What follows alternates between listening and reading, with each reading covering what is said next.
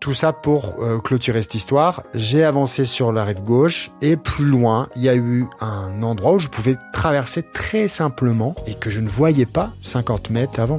En fait, on ne peut se rendre compte des choses que quand elles sont là. Bonjour à toi, ou bonsoir.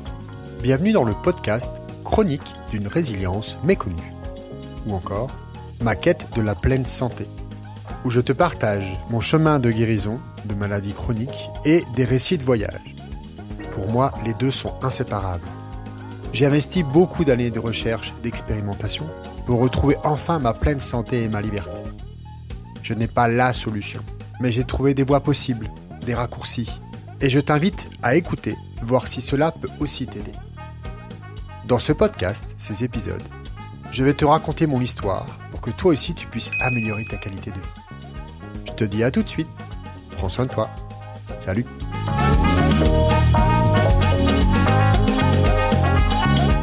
Voilà, tout d'abord, je voulais te remercier car certains d'entre vous m'ont envoyé un message pour me remercier de partager ma voix, de partager mon expérience de vie, mes enseignements, ce que j'ai pu apprendre, ce que j'ai reçu comme enseignement depuis cette vie-là, depuis mon expérience. Et en fait, merci à toi pour écouter surtout.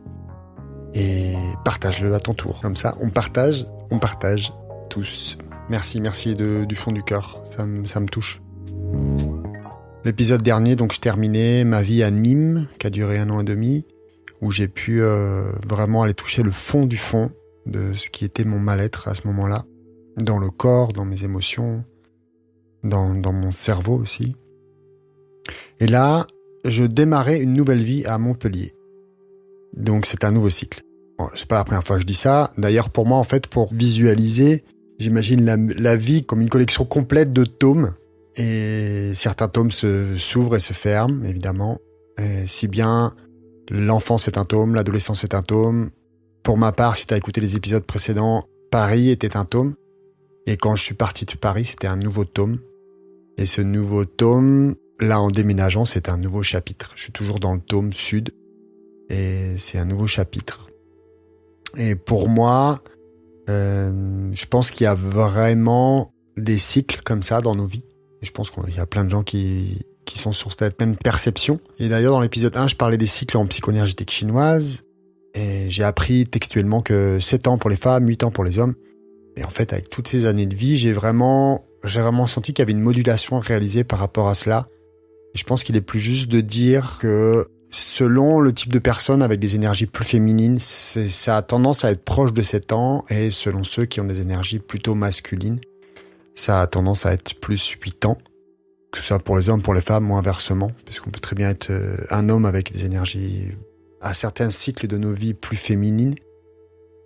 Ou une femme à certains cycles de vie plus masculines. Ou l'inverse. Et donc, en tous les cas, c'est entre 7 et 8. Maintenant, je fais un ratio un peu comme ça quand j'y repense. Donc, en repensant à ma vie, à 7-8 ans, j'ai eu un souci de santé. Donc assez violent, qui m'a emmené à l'hôpital. À 15-16 ans, à l'adolescence, je suis parti de chez mes parents en internat. Ensuite, à 20 ans et quelques, 21 ans, donc 3 x 7, 21, je suis parti vivre à Paris. Ensuite, 4 x 7, 28, je suis parti de Paris. Ensuite, donc je suis arrivé dans le sud. Et un peu plus tard même, à peu près pour calculer, quand je suis parti du sud dans mon voyage autour du monde, j'allais avoir 33 ans. Et en fait, 4 x 8, 32. J'avais 32 ans. Donc, c'est un peu continué. D'ailleurs, je continue encore à l'heure actuelle de calculer en fonction des 7-8 ans, des cycles de vie. Et il y a plein d'autres gens à qui c'est applicable. Donc, je retourne à ce nouveau cycle. Donc, c'est un nouveau cycle dans lequel j'arrive à Montpellier. Je me sens mieux physiquement, je me sens mieux émotionnellement grâce aux travaux que j'ai réalisés, grâce à la psy ou la thérapeute et grâce à un micro-kiné que j'avais découvert. J'avais plus possibilité d'aller faire de l'ostéopathie mécanique, c'était beaucoup trop violent. J'avais déjà trop fait ça et vraiment j'avais un rejet parce que j'avais eu des mauvaises expériences la dernière fois. Et on m'avait parlé de la microkiné, en cherchant, j'avais vraiment creusé là-dessus. Et à Nîmes, il y avait un grand pont à Nîmes, et donc j'avais découvert le travail en microkiné, donc un travail très fin, très doux, qui m'avait aidé corporellement, mais qui m'avait surtout aidé à amplifier ma perception de mon corps, la perception de qui je suis incarné dans mon corps. Et j'ai continué ce travail en microkiné avec une thérapeute à Montpellier qui m'a suivi pendant toutes mes années de Montpellier. Il y a vraiment un lien que j'ai pu intégrer entre les vertèbres, les membres, entre la tête et le sacrum, donc le crâne et le bassin. Et il y a vraiment eu une intégration, alors ça s'est fait peu à peu évidemment, je le raconte comme ça maintenant, mais ça s'est vraiment fait avec des temps d'intégration et quelques épiphanies aussi, de dire « Ah oui, putain, il y a ça qui se passe ». Et d'intégrer d'autres niveaux de conscience au niveau de ce qu'est la vie en tant qu'humain, de l'embryon, de notre vie en tant qu'embryon, de la vie dans le ventre pendant les 9 mois de grossesse, de la vie avant, pour certains aussi. Si tu veux l'intégrer dans ta conscience, tu peux, hein, c'est disponible. Faut savoir qu'à 24-25 ans, quand j'étais à Paris, on parlait d'énergie, je rigolais, j'y croyais pas du tout, quoi. Je croyais, si, au magnétisme, avec la planète, avec les aimants, avec une certaine forme d'énergie, d'onde, oui, d'accord. Mais alors, quand on parle d'énergie, maintenant que tout est énergie, que tout est onde, et j'y croyais pas du tout. Ça me faisait même marrer. J'étais complètement à 10 000 lieues de ce genre de considération et de conscience, en fait. Donc, j'ai tellement touché le fond dans mon développement et l'apprentissage de moi-même et de ma vie, comme tu as pu l'entendre surtout à l'épisode précédent, où je pense que c'était quand même assez intense, que à cet endroit-là, la microkiné et la conscience du thérapeute m'a vraiment amené sur d'autres considérations ou intégrations de ce qu'est le corps, de ce qu'est la vie dans le corps, de ce qu'est la conscience de nous-mêmes, de moi-même, du monde. Et que si bien on a des membres, on a un tronc, on a des organes, on a une peau, il y a plein d'autres choses qui rentrent en considération et que c'est pas seulement au niveau physiologique ou organique, mais il y a toute une dimension émotionnelle, temporelle, sensitive, intellectuelle évidemment, même beaucoup trop, enfin à l'époque c'était mon cas, très cartésien, mental, mais c'était aussi par l'héritage familial et de l'héritage de notre société, que de l'école. On sait très bien que l'école fait des gens des penseurs, mais que des senteurs, ou des gens, pas des penseurs, des sensitifs, des gens qui sont plus dans la sensibilité du toucher, ou la sensibilité des énergies, ou la sensibilité de ressentir, c'est beaucoup plus compliqué. Même si de nos jours, là en 21e siècle, c'est en train quand même pas mal de se réveiller. Il y a quand même beaucoup de niveaux de compréhension possibles, et que je suis pas un élitiste en disant il y a que celui-là qui fonctionne, que celui-là qui fonctionne. J'essaie d'avoir un abord très intégratif, parce que je suis vraiment, je fais de mon mieux pour être un fervent défenseur de l'unité, et que toutes les versions et que tous les points de vue sont tous possibles et cohérents, et les uns avec les autres forment la vérité avec un grand V ou en majuscule. Donc pour ma part, j'aime bien un proverbe que j'ai découvert bien plus tard, mais que je vais vous dire maintenant. C'est un proverbe de Hermann Hesse, donc cet auteur suisse-allemand du XXe siècle, qui a entre autres écrit Siddhartha, que j'ai aussi lu bien plus tard, que je recommande. Le proverbe dit « Chaque début recèle une magie cachée qui vient nous protéger et nous aide à vivre. » Pourquoi je vous parle de ce proverbe maintenant, c'est que c'était un nouveau départ, comme je viens de le dire, que cette magie cachée pour moi, c'était cette redécouverte de moi-même, cette redécouverte et cette amplitude de la conscience de la vie, la conscience de qui je suis dans le monde. Donc c'est ça, la magie qui était cachée, et il y a toute celle qui est cachée, qui est toujours inhérente à mon évolution et dont j'ai pas encore conscience, et qui me protège. Pourquoi ? Parce que elle me permet de continuer d'avancer et de me soutenir dans cette démarche d'évolution, cette démarche de transformation, et qui m'aide à vivre parce que j'ai vécu des traumatismes, ça a été difficile, et maintenant elle me permet d'avancer sur ma route d'une manière plus douce, lumineuse. En tout cas, c'est le chemin que moi j'ai emprunté. Chacun empruntera son chemin. Chacun emprunte son chemin et intègre les éléments qui lui viennent et dont il prend conscience au fur et à mesure de son chemin. C'est comme avancer. J'avais déjà utilisé l'image de la randonnée, du marché en montagne, par exemple. Et ben c'est la même chose. Si je reprends cette même image, c'est quand j'arpente un chemin de randonnée, peu importe le lieu, je vois pas l'espace qu'il y a entre les pierres et les rochers ou entre les branches qu'il peut y avoir. Même si je vois à 50 mètres ou 80 mètres devant moi, il y a cette perspective qui m'empêche de voir les espaces qu'il y a entre ces pierres-là. En revanche, je suis plus à même de pouvoir définir ce qui est devant moi, à quelques mètres, et de voir où je peux mettre mes pas. Mais si je désire, avec mon mental, anticiper comment ça va être plus loin, je ne vais pas pouvoir le réaliser. D'ailleurs, j'ai une anecdote bien particulière par rapport à ça. Quand j'étais au Chili, que je faisais, à l'époque, il y a une époque où je pouvais faire pas mal de randos.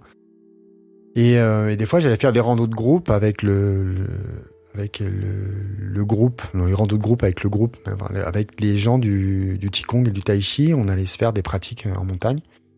Et je me rappelle une fois, j'ai dit non, mais moi, ça m'emmerde de prendre le chemin qui est tout plat. Voilà, j'ai envie de passer par la rivière. Et donc, je leur ai dit, descendez de votre côté et je vous retrouve plus bas. C'est elles qui m'ont attendu alors que j'étais sûr de les attendre. J'avais eu beau penser aller vite. Bah, forcément, c'était plus droit avec le chemin, donc elles étaient déjà devant moi. Mais en fait, pourquoi je parle de ça, c'est que, à un moment donné, j'étais sur la rive gauche descendante de cette rivière et je me dis, bon, va falloir que je traverse. Je me disais, là, je peux pas. Est-ce que là-bas, je peux? Je me disais, oh, ça va être compliqué. Enfin, j'avais une chaussure de rando, je l'ai mis dans la flotte parce qu'en fait, je pouvais pas passer, ça a glissé. Donc, je suis resté sur la rive gauche, j'ai continué à marcher en me disant, bon, bah, plus loin, ça devrait le faire, même si je voyais pas que ça allait pouvoir le faire. Et en fait, 50 mètres plus loin, j'ai pu voir que je pouvais passer. J'ai essayé de forcer au premier niveau pour pouvoir traverser, j'ai pas pu, je me suis mouillé le pied. Alors que si j'avais fait confiance ou si j'avais attendu le bon moment, alors on peut très bien dire oui, ça se trouve il n'y a pas de bon moment. Ben en fait, il y a toujours un bon moment. C'est le moment où ça arrive, c'est le moment où c'est là, où ça se passe, que c'est le bon moment. Tout ça pour clôturer cette histoire. J'ai avancé sur la rive gauche et plus loin, il y a eu un endroit où je pouvais traverser très simplement et que je ne voyais pas 5 minutes, 50 mètres, 10 minutes avant, évidemment. En fait, on ne peut se rendre compte des choses que quand elles sont là.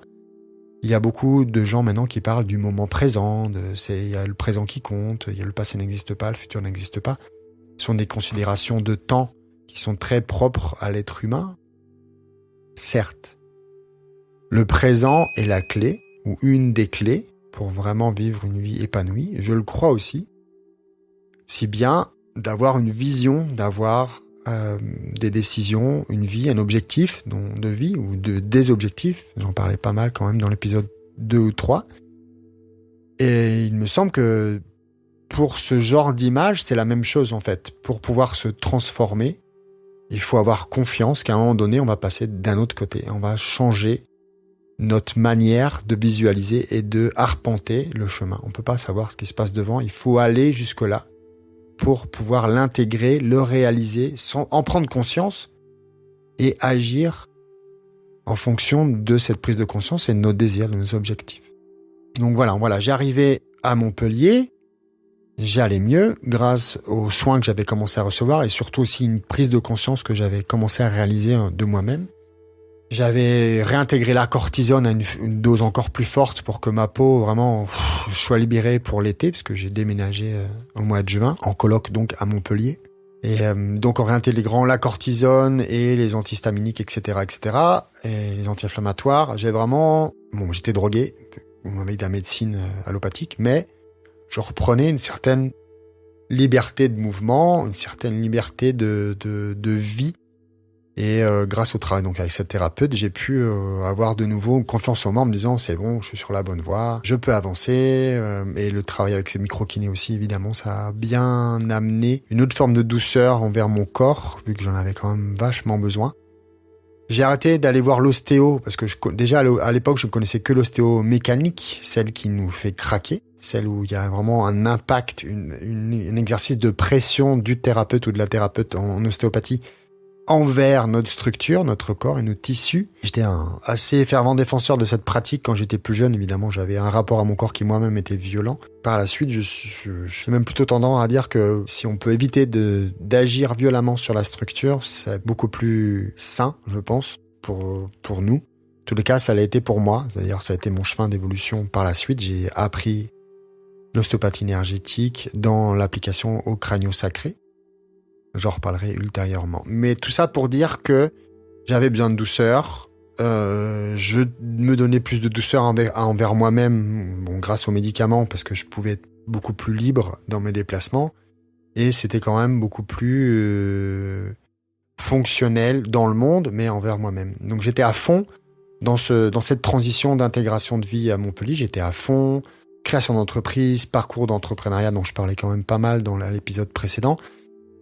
Et j'ai pu de nouveau m'ouvrir à une vie sociale, amplifier mes réseaux professionnels et personnels. Je vivais en colocation et m'intégrer de nouveau dans une vie beaucoup plus cohérente avec l'âge que j'avais alors. Mon corps allait mieux, fonctionnait mieux, grâce aux médicaments, ou malgré, en fait, il y avait un pro et un contre. C'est-à-dire que le pro, c'est que j'allais beaucoup mieux, mais il y avait des choses qui se passaient qui étaient encore invisibles à ce moment-là, qui commençaient à prendre le dessus, en fait. Par exemple, que les médicaments, et j'ai vraiment vu un lien et senti un lien en étudiant tout ça par la suite, que les médicaments de la maladie auto-immune m'ont, je pense, affaibli une certaine partie de mon corps, intérieurement, au niveau du potentiel énergétique. J'ai mes dents qui ont commencé à avoir des soucis. J'avais jamais eu de soucis de dents au préalable, pas ni de caries, bon, évidemment, mal positionnement comme on est adolescent, mais jamais aucune carie. Et j'ai commencé à avoir des soucis de carie et de dentition un peu plus graves au bout de quelques mois après avoir commencé les médicaments contre la maladie et la spondylarthrite, maladie auto-immune.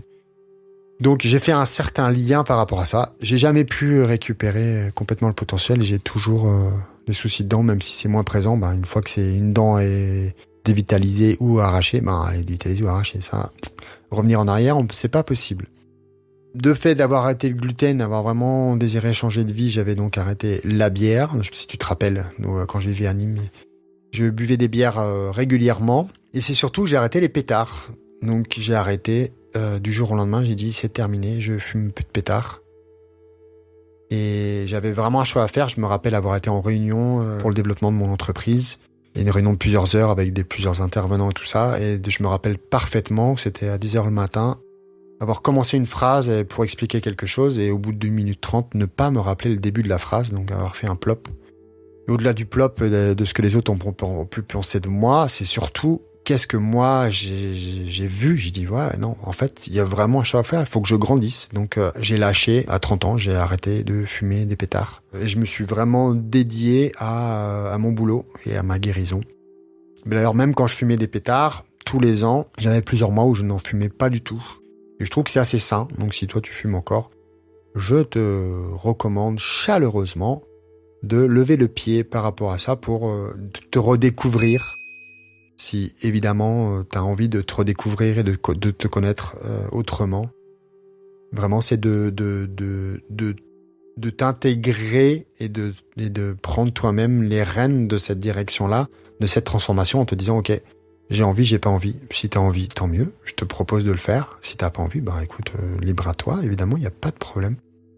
J'étais donc à Montpellier, je vivais en coloc, donc toujours pas de gluten, pas de produits laitiers, pas de charcuterie non plus. Et pour certaines personnes, c'était déjà assez étrange. Mais à la suite de ça, dont je raconterai dans le prochain épisode, c'est comment j'ai arrêté beaucoup plus de choses et que j'ai encore continué d'affiner mon alimentation à un niveau quand même encore plus strict et limité quelque part. Malgré cette nouvelle vie, en fait, je voyais qu'il y avait toujours certains programmes en moi, je l'ai compris beaucoup plus tard, qui essayaient d'éviter la frustration. Donc en fait, la grosse frustration que j'ai eue quand je touchais le fond, quand j'étais à Nîmes, donc les quelques mois d'avant où j'étais vraiment dans le creux du creux, c'était que pour éviter de me frustrer personnellement, ça n'engageait même pas les autres, Il y a beaucoup de gens qui se frustrent parce que les autres ne font pas quelque chose pour eux ou il n'y a pas quelque chose qui se réalise pour eux. La frustration que j'avais moi à l'époque et que j'ai pu revivre par la suite à plusieurs reprises, c'est la frustration de ne pas pouvoir moi-même réaliser des choses pour moi-même. C'est-à-dire que pour éviter d'être frustré, de ne pas pouvoir aller marcher, pour rester frustré de ne pas pouvoir réaliser quelque chose ou expérimenter quelque chose ou ressentir quelque chose, j'avais dû transformer mon mindset, mon mode de pensée à ne pas avoir le désir pour ne pas avoir la frustration. Si j'avais un désir de pouvoir manger quelque chose et que je savais que je pouvais pas, je coupais le désir. Si j'avais un désir d'aller me balader, d'aller me baigner, parce que je pouvais pas aller me baigner, je coupais le désir. Si j'avais le désir d'aller voir une femme, parce que je me plaisais par exemple, je coupais le désir. J'avais tellement de mal à réaliser les choses, les mouvements, à me déplacer, que pour éviter d'être frustré d'un minimum, qui pouvait être aller marcher à la campagne, pour éviter ça, il fallait que je coupe le désir, pour éviter de ressentir la frustration par la suite. Donc en fait, et ça m'a suivi pendant des années, et je l'ai renforcé par la suite quand j'étais en Argentine, une grosse crise que j'ai eue en 2011-2012. Il a fallu que je transforme mon mental, que j'adapte et que je transforme pour éviter de vivre la frustration qui était insupportable. Parce que non seulement on frustre, mais on peut avoir du jugement pour ressentir la frustration. Donc on me fait baisser l'auto-estime, donc etc. C'est le serpent qui se mord la queue, mais vraiment négatif vers le bas. Donc pour éviter cette roue-là, alors c'est pas mieux de bloquer le désir, c'est juste un autre mécanisme. Et j'avais découvert ce mécanisme de bloquer le désir, de couper la pensée qui génère le désir pour éviter d'avoir ce qui s'ensuivait, la frustration.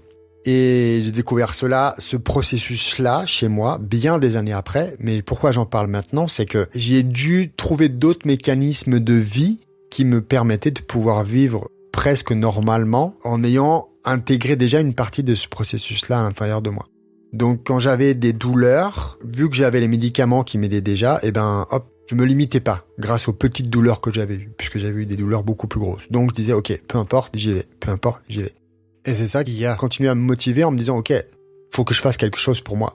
Vraiment, faut que je fasse faire quelque chose pour moi. Je sais pas si tu te rappelles, quand j'étais à Paris, je vivais à 50 mètres d'un centre de yoga, c'était pas le moment. Je dis non, je vais pas investir de temps sur moi, j'ai autre chose à faire. Et ben là, en fait, c'était le moment. J'allais entamer ma décision de travailler pour mon corps et de m'investir sur moi-même pour mon corps. D'autres le font différemment. Moi, j'ai décidé le Qigong et le Tai Chi. Pourquoi ? Parce que déjà, j'ai toujours été attiré par les arts martiaux et que je voyais qu'il y avait vraiment une passerelle. Alors, impossible d'aller faire du kung-fu dans un premier temps. J'avais encore tellement de limitations corporelles, de raideur et de douleur qu'il fallait que je prenne quelque chose de doux. Donc, je me suis dirigé vers le Tai Chi, une forme yang, la forme originelle yang, qui permettait d'être très thérapeutique et très douce c'est un processus très lent, de prendre le temps d'intégrer. Donc, ça fait travailler beaucoup plus de choses en profondeur, de la patience, ça fait travailler une dimension de conscience de soi, de développement de soi. Ça fait travailler une autre sensibilité que le yoga qui, je trouvais à l'époque, était quand même assez raide et rigide. Maintenant, j'ai appris par la suite qu'il y a d'autres formes de yoga, mais celle qu'on voyait à l'époque en France, et que j'ai pu aussi voir au Chili beaucoup, pour l'avoir moi aussi pratiqué. Je sais qu'il y a d'autres pratiques de yoga beaucoup plus douces, mais à l'époque, j'avais pas visibilité là-dessus. Donc, de toute façon, j'étais vraiment attiré par les arts chinois, les arts asiatiques. Donc, je me suis inscrit à l'école de Tai Chi Chuan et de Qigong de Montpellier-Nîmes. Je partais de chez zéro. Même si j'adorais danser plus jeune, même si je faisais beaucoup de vélo, même si je faisais du sport, même si je faisais de l'activité corporelle, là, ça n'avait rien à voir. Je repartais de zéro. J'avais été arrivé à un niveau où je pouvais plus rien faire. Il y a une mémoire à l'intérieur de moi. Qu'est-ce que j'en fais ? Où est-ce qu'elle me limite ? Jusqu'où elle m'empêche d'aller ou jusqu'où elle me motive à aller pour me dépasser, pour sortir de j'ai le mot qui me vient, cette torpeur. À un moment, à une période, ça a été ça. Je vais mourir, en fait. J'ai déjà 90 balais, utiliser des béquilles pour me déplacer, qu'est-ce qui se passe, quoi. Donc voilà, je raconte un peu tout ça pour dire aussi que le fait de me motiver moi-même était vraiment quelque chose de nécessaire à ce moment-là. Et c'était le moment, en fait, vraiment.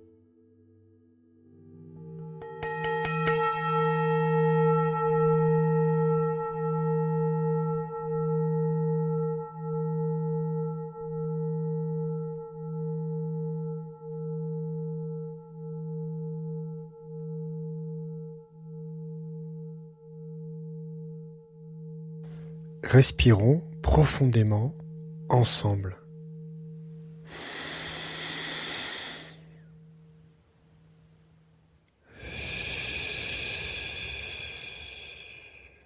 Encore une fois, inhale.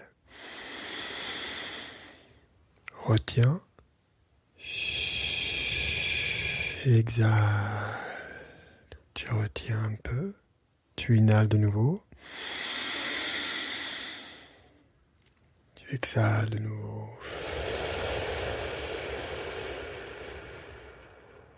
Essaye l'espace d'un instant d'intégrer ce que tu viens d'entendre, ce qui t'a dérangé, ce qui t'a interpellé, ce qui t'a conforté. Intègre dans ta respiration ces informations sans les juger. Puis, nous allons faire un home ensemble. Je le conseille de faire les yeux fermés, mais évidemment, si tu conduis, ou que tu es en vélo, ou que tu es en train de courir, ou que tu es dans une situation où tu ne peux pas fermer les yeux, bien sûr, ne les ferme pas, s'il te plaît. Pour les autres, que tu sois assis à un arrêt de bus, ou en pleine nature, ou debout, ferme tes yeux, inspire, remplis tes poumons de cet oxygène de vie, et ensemble, faisons un home. Si tu n'as pas l'habitude, peu importe. Tu fais Sinon, ouvre ta bouche doucement. C'est parti.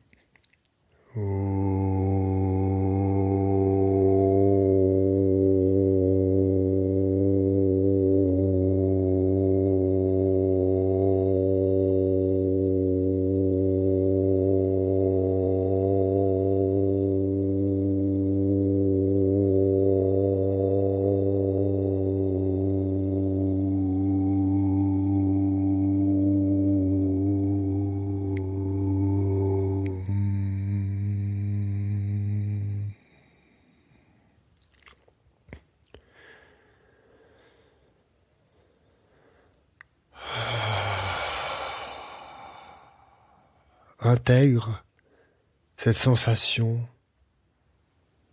cet état. Accueille.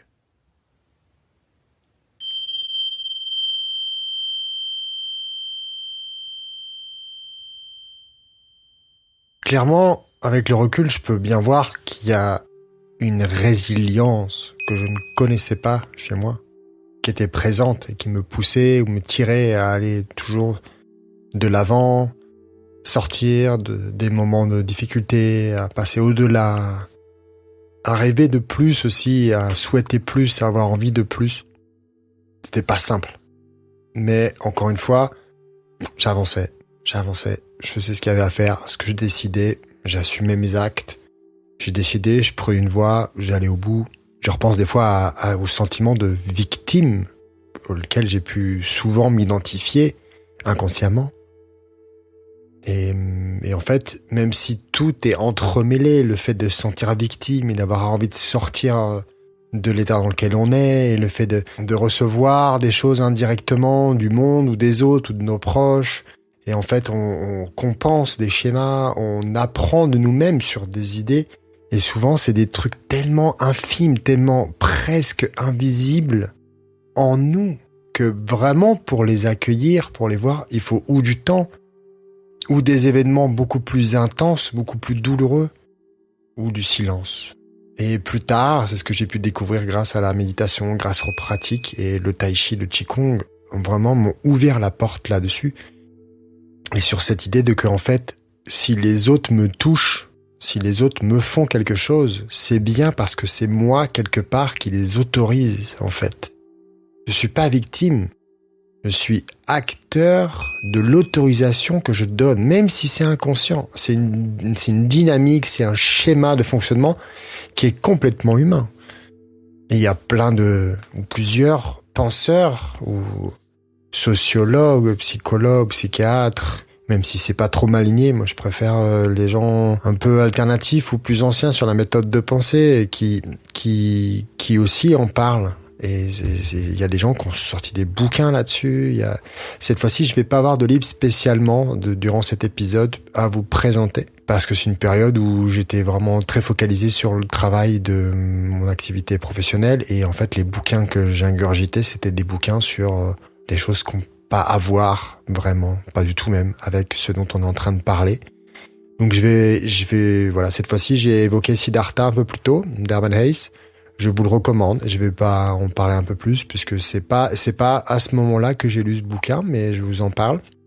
Pour continuer à préciser ça, cette résilience à l'intérieur, en fait, on trouve toujours la force si c'est notre chemin. Il y a des gens pour lesquels c'est le chemin, des gens pour lesquels c'est pas le moment. Je sais pas si j'en ai parlé, mais en fait, maintenant, ça fait longtemps que ça se dit, hein, évidemment, mais pour moi, il est très, très naturel et acquis qu'on est donc des consciences spirituelles qui vivons des vies humaines dans le corps d'un être humain incarné pour évoluer. Et surtout, c'est qu'on choisit où on s'incarne en fonction des choses qu'on a envie d'expérimenter pour vraiment les vivre dans notre matière, parce que c'est vraiment le seul moyen qu'on a d'évoluer, d'apprendre et de se nourrir dans notre chemin d'évolution, c'est par la matière. Donc si on a cette matière qui vit l'expérience dans le corps, sur la terre, à ce moment-là, on amène toutes ces informations sur le plan de conscience de notre âme ou de notre esprit et tout. C'est un mode de lecture, une cosmogonie spécifique ou plus ample que d'autres. Et toutes sont valables en fait. C'est pour ça que je disais un peu plus tôt, je suis plus dans l'inclusion que dans l'exclusion. Il y a des sages qui disent qu'en fait il y a un dieu et 10 000, c'est une boule à facettes avec 10 000 dieux et toutes les religions à l'actuel qui se bagarrent depuis plusieurs centaines, voire plusieurs milliers d'années, reflète la même image du créateur. Alors le mot Dieu, j'en ai parlé à l'instant brièvement, mais de par mon histoire, j'ai mis quand même beaucoup de temps à incorporer Dieu comme une énergie créatrice, comme associé à l'univers ou associé à une conscience supérieure, divine qui incarne et qui englobe tout ce qui existe dans la création. Mais à l'époque, il y avait encore dans mes schémas de pensée, il y avait encore une notion très commune dans la conscience collective qui était que c'est un vieux barbu qui est dans sa chaise en train de dire c'est bien, c'est pas bien, c'est mal, voilà, tu vas être castigado, on dit en espagnol. Puni, voilà le mot. Voilà, dans cet épisode, on a parlé d'histoire de cycle. On a pu voir aussi qu'il est possible de modifier sa manière de penser, son état d'esprit, son mindset. Que nous sommes tous des êtres de chair et qu'il est préférable d'intégrer notre conscience spirituelle à notre conscience corporelle pour notre propre évolution. Que chaque instant, notre corps nous donne des informations et que si l'on a des pratiques pour développer cette connexion avec le corps, vraiment mieux vivre, s'expérimenter soi-même est une approche pour évoluer et se transformer et que l'on peut faire confiance au processus de la vie en vivant chacun son propre chemin, que nous avons tous une vérité et qu'elle est partie d'une plus grande vérité, grosse majuscule. Et en fait, j'ai envie de savoir, avec c'est le 6e épisode, qu'est-ce que tu retiens de ce que j'exprime, de ce que je raconte ? Je suis curieux. Commente, envoie-moi un message. La méditation guidée que je proposais en bonus de l'épisode précédent est toujours disponible. Je t'invite à la découvrir. Et voilà, c'est tout pour cet épisode. Merci d'avoir écouté. Prends soin de toi et je te dis à la semaine prochaine. Salut!